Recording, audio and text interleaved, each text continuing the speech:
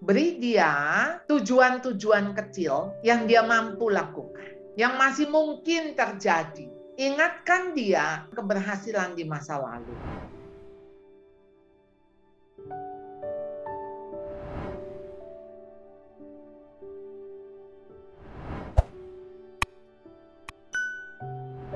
Untuk membangkitkan semangat anak, orang tua perlu punya semangat dulu dong. Bagaimana ketika anaknya mau disemangati, orang tuanya tidak semangat. Jadi orang tuanya harus melihat hidup ini sangat bergairah.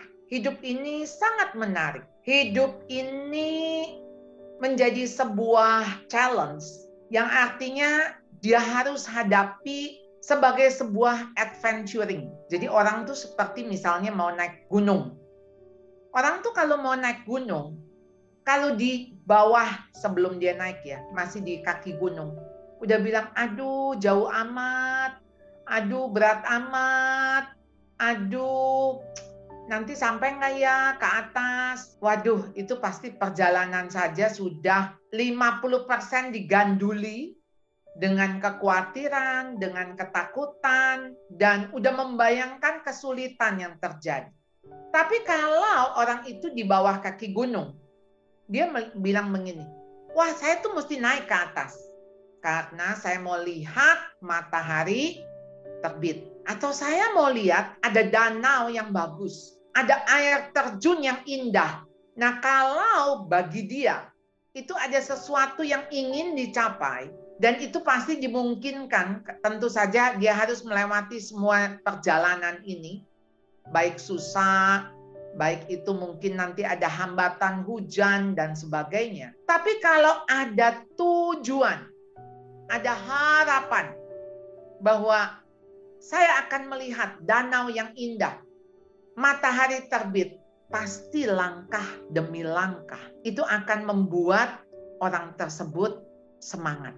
Sekalipun di tengah jalan harus berhenti sejenak karena ada hambatan. Tapi dia akan meneruskan perjalanan itu untuk sampai kepada tujuan.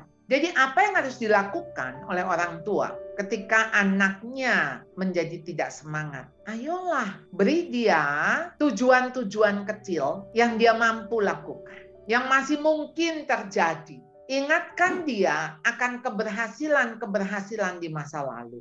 Sehingga ketika dia tahu dulu dia pernah ngalamin ini dan dia berhasil. Kalaupun itu sekarang ada kendala, nggak apa-apa. Memang hidup tuh seperti itu. Gimana mau naik kelas tanpa ujian? Kan nggak mungkin.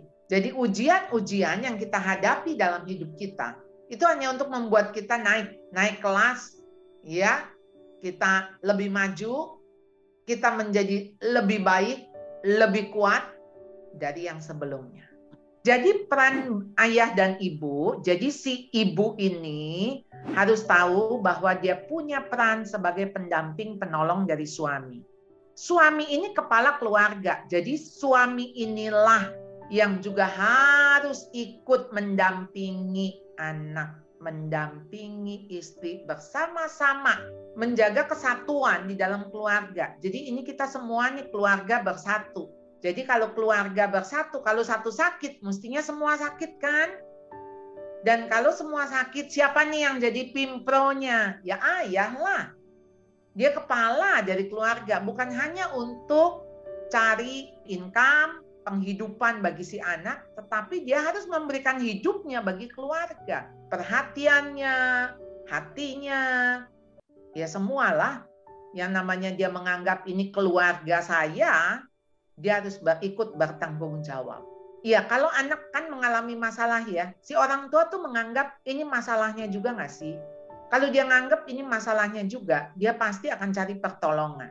Kalau enggak dia sendiri yang menolong, dia mampu, dia akan cari pertolongan untuk bisa bersama-sama menolong anak. Kalau anak mengatakan my life is sucks, bagaimana tugas kita sebagai orang tua memberikan kehidupan kepada anak sehingga anak bisa mengatakan my life is beautiful. Itu hanya tergantung sejauh mana kita memandang hidup itu. Apakah hidup itu indah atau hidup itu membosankan? Kalau hidup itu indah, pasti kita tidak mau berhenti di dalam hidup ini. Kita akan membawa anak-anak untuk melihat keindahan daripada hidup ini. Dan begitu banyak yang dilihat seperti Anda berada di taman bunga, melihat bunga warna-warni, berbagai bentuk, dan berbagai ragam keharumannya. Sehingga ketika bisa menikmati hidup, apapun itu kondisinya, jauh lebih penting bagi anak, bagi orang tua, untuk melihat ini, hidup ini so beautiful.